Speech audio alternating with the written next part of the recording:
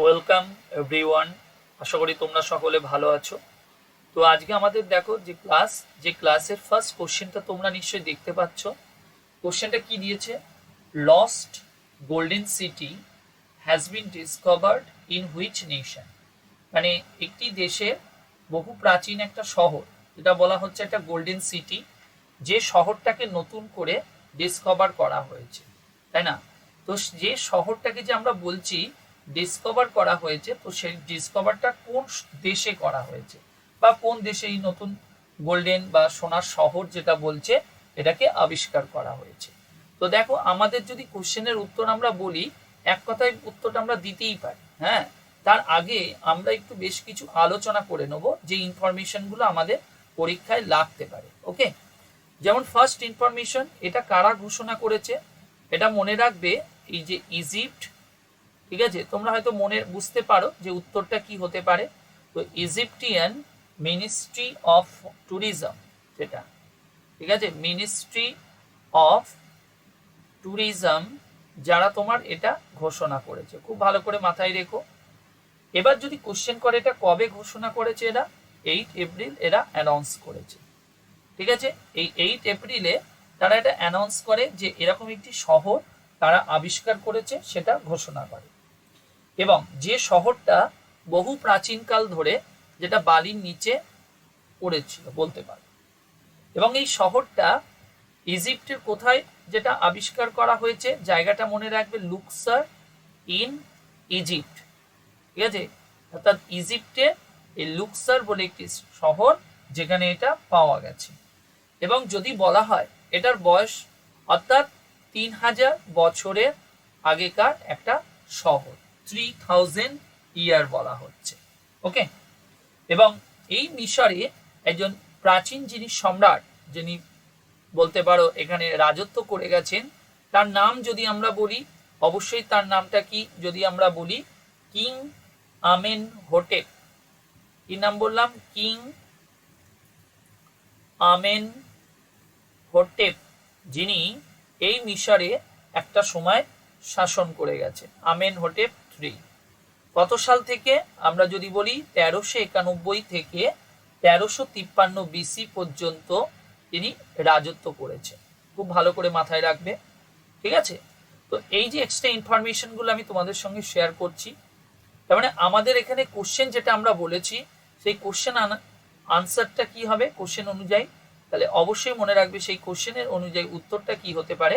এক কথায় যদি বলি আমরা মিশন। দেখো, আমি তোমাদের জন্য দুটো ভার্সানেই কোশ্চেনটা রেখেছি, ইংলিশ বাংলা। আমাকে অনেকে রিকোয়েস্ট করেছে, সেই কারণে আমি ইংলিশটাও রাখার চেষ্টা করেছি, কিন্তু জায়গাটা খুব শর্ট হয়ে যাচ্ছে, একটু প্রবলেম হচ্ছে। যাই হোক, তো এবার আমি তোমাদের কতগুলো পিকচার দেখাচ্ছি, যে শহরটা, এই যে প্রাচীন যে শহরটার কথা আমি বললাম, এই শহরের দেখো বেশ কিছু ছবি দেখো তোমরা দেখতে পাচ্ছ। এই যে ছবিটা দেখতে পাচ্ছ, এটা হলো এই প্রাচীন যে শহরটা, যেটা বহুকাল ধরে বালির নিচে স্থিত ছিল। ঠিক আছে, এই যে পুরো ছবিটা যেটা বলা হচ্ছে, ঠিক আছে, ঘরগুলো দেখতেই পাচ্ছ, শহরের একটা সিটি, যে প্রাচীন সিটি, সেই সিটির পুরো ডিটেলসটা এখানে দিয়েছি। সঙ্গে বহু প্রাচীন বহু নিদর্শন যেগুলো আইডেন্টিফাই করা হয়েছে বা খুঁজে পাওয়া গেছে, সেগুলো হলো এইটা। ঠিক আছে, আর কি বলছে, এই যে একটা শহরেরই আরেকটা ছবি আমি তোমাদের সঙ্গে শেয়ার করলাম। ঠিক আছে, এই ছবিগুলো হলো ওই যে প্রাচীন সিটির কথা আমরা বলছি, এই সিটির কথা, সিটিরই প্রাচীন যে পিকচারগুলো আমি তোমাদের সঙ্গে শেয়ার করলাম। এবার আমাদের দেখো নেক্সট কোশ্চেন, খুব ভালো করে দেখো। তো পরবর্তী যে কোশ্চেনটা আমাদের বলেছে, which Indian wrestler won gold medal at the Asian Wrestling Championship 2021 in 59 weight category? খুব ভালো করে দেখবে, এই যে আমি এখানে ওয়েটটা বলেছি না, এই ওয়েটটা কিন্তু খুব গুরুত্বপূর্ণ। মানে 59 কেজির যে বিভাগটা আমরা এখানে উল্লেখ করেছি, এই যে 59 কেজি, এটা কিন্তু খুব ভাইটাল। ঠিক আছে, তাহলে আমরা একটু ডিটেলসে আলোচনা করে নিই আগে। প্রথমত এশিয়ান রেসলিং চ্যাম্পিয়নশিপ, তাহলে এই যে এশিয়ান রেসলিং চ্যাম্পিয়নশিপ, এটা যেটা হলো এবছরে, এটা মনে রাখবে 2021 অথবা 34th এডিশন, মানে এটা 34তম বলতে পারি আমরা, অথবা বলতে পারি 2021-এ। এবার কোশ্চেন, এটা কোথায় হয়েছে? তাহলে অবশ্যই জায়গাটার নাম মনে রাখবে, আলমাতি। কোথায় নাম বললাম? আলমাতি। পরীক্ষায় কিন্তু এগুলো কোশ্চেন দেয়, কোথায় হয়েছে। কাজাকিস্তানে এটা অনুষ্ঠিত হয়েছে, আলমাতি কাজাকিস্তান। কবে থেকে কবে হয়েছে মনে রাখবে, 13 থেকে 18 এপ্রিল এই খেলাটা অনুষ্ঠিত হয়েছে। 13 থেকে 18 এপ্রিল এই খেলাটা অনুষ্ঠিত হয়েছে। ওকে, এবার যদি আমাদের কোশ্চেন করে এই খেলাটা কতগুলো দেশ এবছরে অংশগ্রহণ করেছে, খুব ভালো করে মাথায় রাখবে, 11 কান্ট্রি যেটা পার্টিসিপেট করেছে। কতগুলো দেশ অংশগ্রহণ করেছে? 11খানা দেশ অংশগ্রহণ করেছে। তাহলে এবার আমাদের দেখো কোশ্চেন যেটা বলেছে, মানে এই কোশ্চেনটা কি, যে 59 কেজি বিভাগে চ্যাম্পিয়নটা কে হয়েছে বা গোল্ড মেডেল কে পেয়েছে। তাহলে অবশ্যই আমরা বলতেই পারি কে পেয়েছে, সরিতা মোর। এবার যদি কোশ্চেন করে ইনি কোথাকার একজন মহিলা, অবশ্যই মনে রাখবে সোনপত ডিস্ট্রিক্ট।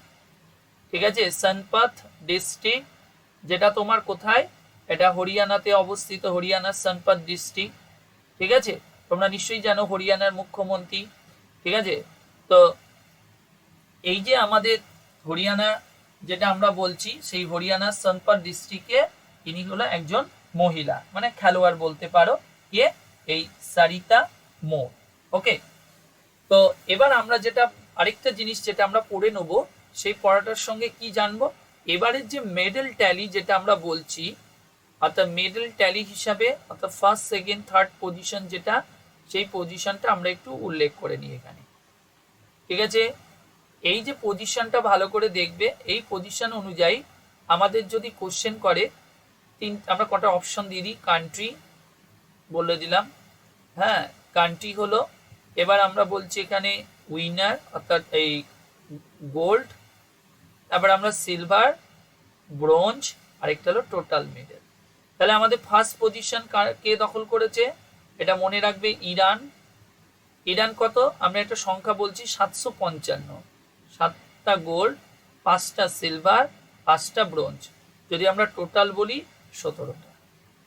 এবার যদি আমাদের কোশ্চেন করে সেকেন্ড পজিশনে কে রয়েছে, এটা মনে রাখবে কাজাকিস্তান, সেম মেডেল পেয়েছে অর্থাৎ 755, এটা আমাদের কতগুলো, 17টা। আর থার্ড পজিশনে যদি আমাদের বলে ইন্ডিয়া, এরা কতগুলো মেডেল পেয়েছে মনে রাখবে 536, 536, মানে টোটাল মেডেল যদি আমরা বলি ইন্ডিয়ান মেডেল মোট কতগুলো পেয়েছে ভারত, তাহলে মনে রাখবে 14খানা মেডেল পেয়েছে।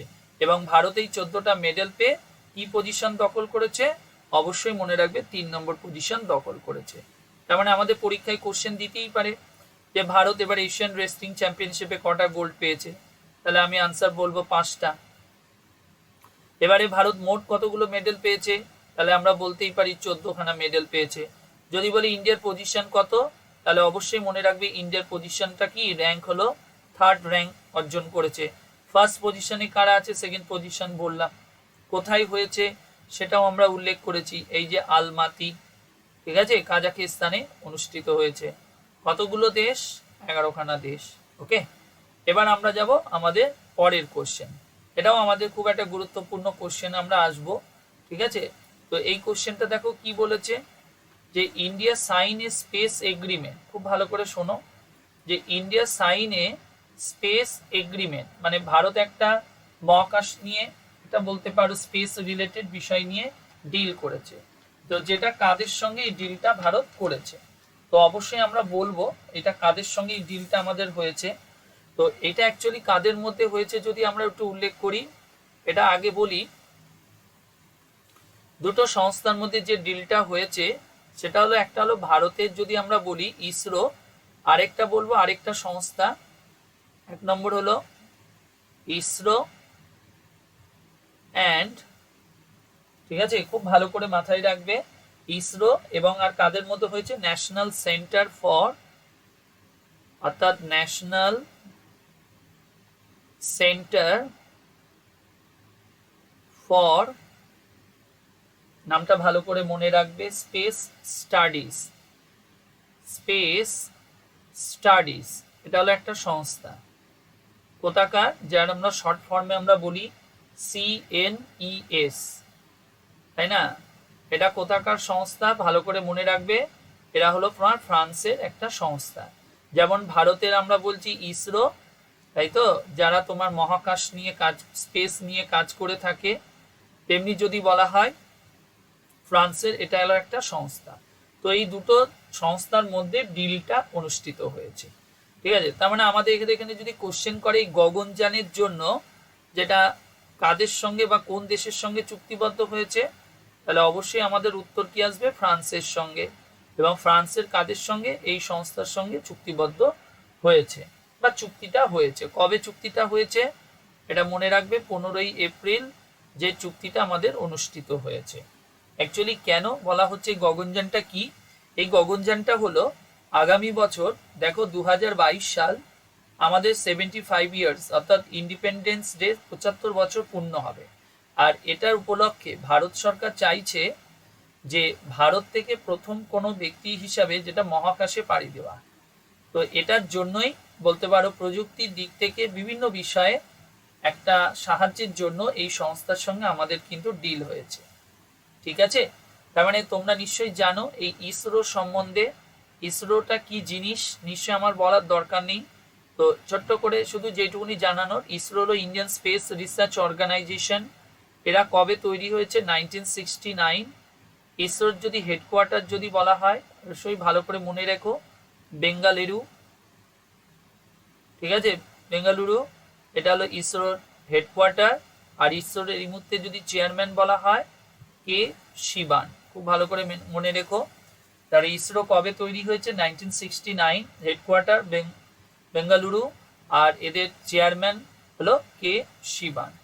ঠিক আছে, তো এটা গেল আমাদের। এবার আমরা যাই আমাদের পরের কোশ্চেনটা আমাদের এই কোশ্চেনটা কমপ্লিট হলো। এবার আমরা নেক্সট কোশ্চেনে যাব।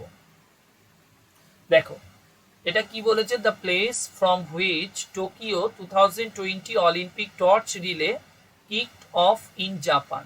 মানে এবছরে যে আমাদের 2020-তে যে টোকিওতে যে অলিম্পিকটা হওয়ার কথা ছিল, সেটা যেহেতু কোভিডের কারণের জন্য হয়নি, সেহেতু এটা এক বছর পিছিয়ে দিয়েছে। অর্থাৎ এবছরের জুলাইতে যেটা শুরু হবে, তাই তো। তো সেই অলিম্পিক গেমসের এই যে রিসেন্টলি যে টর্চ রিলে যেটা অনুষ্ঠিত হয়েছে জাপানে, ঠিক আছে, তো কোশ্চেনটা হচ্ছে জাপানের কোন শহর থেকে এটা হয়েছে। অবশ্যই আমরা উল্লেখ করব, তার আগে আমরা একটু আলোচনা করে নেব। তো এই যে জাপানের যে টর্চ রিলে যেটা হয়েছে, এটা মনে রাখবে প্রথমত এই টর্চ রিলেটা কবে স্টার্ট হয়েছে। তাহলে আমরা যদি বলি এটা স্টার্ট হয়েছে, মনে রাখবে কত তারিখ? 25শে মার্চ। এটা কবে শুরু হয়েছে? 25শে মার্চ। আর এটা কমপ্লিট হবে কবে? মনে রাখবে 23শে জুলাই। মানে এই যে 23শে জুলাই, এই 23শে জুলাই যে আমাদের অলিম্পিক শুরু হবে টোকিওতে, সেদিন এই স্টেডিয়ামে এটাকে ফিরিয়ে নিয়ে আসবে। ওপেনিং যে সেরিমনি যখন হবে তখন, মানে এই সময় কমপ্লিট হবে। এবং এই সময়ের মধ্যে, হ্যাঁ, এই টাইমটার মধ্যে বিটুইন এই মার্চ এন্ড জুলাইয়ের মধ্যে প্রায় সারা বিশ্বে বলা হচ্ছে প্রায় কতগুলো দেশ প্রদক্ষিণ করবে, এটা ঘোরানো হবে। প্রায় 47খানা দেশকে, বুঝেছো, 47খানা দেশে এটা ঘোরানো হবে। এবং কত দিন ধরে এটা ঘোরানো হবে? 121 দিন ধরে এটাকে বিভিন্ন শহরে ঘোরানো হবে। এবং পরিশেষে টোকিওতে, অর্থাৎ যেখানে অলিম্পিকের যে উদ্বোধনী অনুষ্ঠান হবে, সেখানে এটাকে নিয়ে আসা হবে। ঠিক আছে, এবার একটা গুরুত্বপূর্ণ ইনফরমেশন দেখো, এই যে মানে জাপান থেকে এই যে টর্চটা যেটা শুরু হয়েছিল, অলিম্পিকের যে টর্চ রিলে, সেই অলিম্পিকের টর্চ রিলে, তাহলে আমরা আগে বলে দিই কোন শহর থেকে হয়েছে। অবশ্যই ভালো করে মনে রাখবে, এটা হলো ফুকুশিমা শহর থেকে এটা শুরু হয়েছিল। কবে? ফুকুশিমা শহর থেকে। তো এবারের এই টর্চ রিলেতে একজন মানুষ অংশগ্রহণ করেছে, যাকে আমরা বলি বিশ্বের মধ্যে সবচেয়ে বয়স্ক মানুষ, বুঝেছো, অর্থাৎ এজেড পার্সন হিসেবে যদি বলা হয়, বা ওল্ডেস্ট পার্সন। ঠিক আছে, অর্থাৎ বিশ্বের মধ্যে যদি সবচেয়ে ওল্ডেস্ট পার্সন বলা হয় বা সবচেয়ে বয়স্ক মানুষ, কি নাম? আমরা বলি কেন তানাকা। ঠিক আছে, যার বয়স কত? মনে রাখবে 118 বছর বয়স, 118 ইয়ার্স। ঠিক আছে, 118 ইয়ার্স, অর্থাৎ 118 বছর বয়স। এই বয়সের একজন কি, যাকে আমাদের বলা হচ্ছে বিশ্বের মধ্যে সবচেয়ে মানে বয়স্ক মানুষ। তিনি কোন দেশের? জাপানের। কি নাম? কেন তানাকা, যার বয়স কত 118 বছর বয়স, ঠিক আছে, যিনি এই টর্চ রিলে যেটা বলছি এই টর্চ রিলেতে পার্টিসিপেট করেছিল, ঠিক আছে, খুব ভালো করে মাথায় রাখবে। তার মানে আমাদের যদি কোশ্চেন করে এবারের যে টর্চ রিলে যেটা হয়েছে এই টর্চ রিলেতে তাহলে সবচেয়ে ওল্ডেস্ট যে পার্সন অর্থাৎ কেন টানাকা যিনি 118 বছর বয়সে এবার এই টর্চ রিলেতে পার্টিসিপেট করেছে, ঠিক আছে। তাহলে আমাদের কোশ্চেনের উত্তর কি হবে ফুকুশিমা।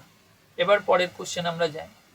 দেখো পরের কোশ্চেন কি বলছে, centre has clear how much advance payment to Serum Institute and Bharat Biotech without bank guarantee. দেখো একটা কথা বলি, আমাদের দেশের এটা একটা নিয়মই আছে, আমাদের বলতে পারো যে কোনো সরকার কোনো প্রাইভেট সংস্থাকে যখন কোনো লোন দেয় বা আর্থিক সাহায্য দেয় কোনো ব্যাংক গ্যারান্টি ছাড়া সেটা কিন্তু দেয়া হয় না, কিন্তু এই ক্ষেত্রে কিন্তু প্রদান করা হয়েছে এই সিরাম ইনস্টিটিউট আর ভারত বায়োটেককে। কারণ হলো বলতে পারো এই দুটি সংস্থার যে গুডউইল বা সুনাম তার উপর বেস করে হতে পারে, আর এই মুহূর্তে যেহেতু আমাদের দেশে প্রচুর পরিমাণ ভ্যাকসিনের প্রয়োজন সেই কারণের জন্য হতে পারে এটা দেয়া হয়েছে, ঠিক আছে। তো এবার এই যে সরকার এদেরকে যে একটা অ্যাডভান্স পেমেন্ট করেছে, তো সেই অ্যাডভান্স পেমেন্টের পরিমাণটা কত, ঠিক আছে। প্রথমত এই অ্যাডভান্স পেমেন্টের সংখ্যাটা কত 4,500 কোটি টাকা, ঠিক আছে। এই 4,500 কোটি টাকা যেটা কিভাবে দেয়া হয়েছে দুটো সংস্থার মধ্যে ভেঙে দেয়া হয়েছে, খুব ভালো করে মাথায় রাখবে।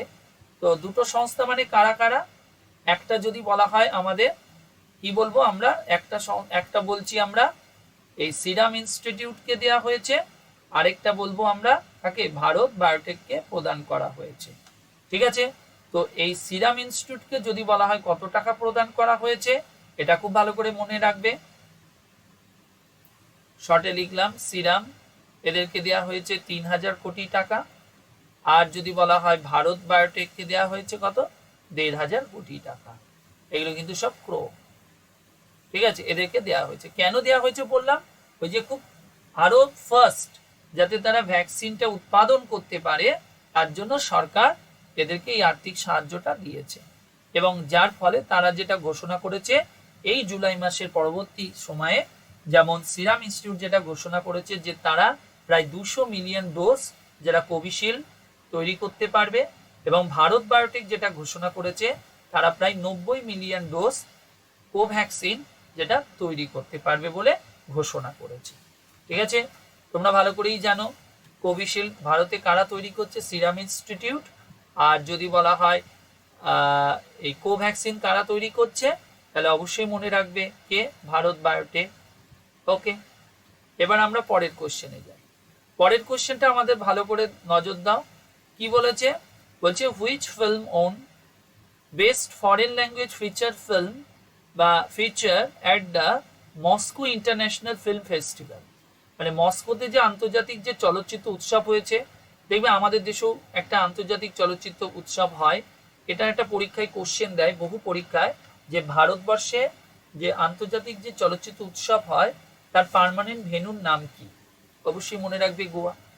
তো এরকমই সবার আগে একটা ছবি দেখে নাও, এই যে পিকচারটা দেখতে পাচ্ছ এই যে সিনেমা, এই সিনেমাটার এটা হলো একটা ছবি, ওকে।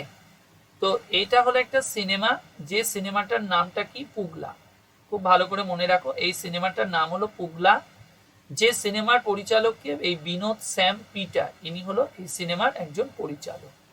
তো এই সিনেমাটা দুটি বাচ্চাকে নিয়ে একটা পুককে নিয়ে একটা গল্প।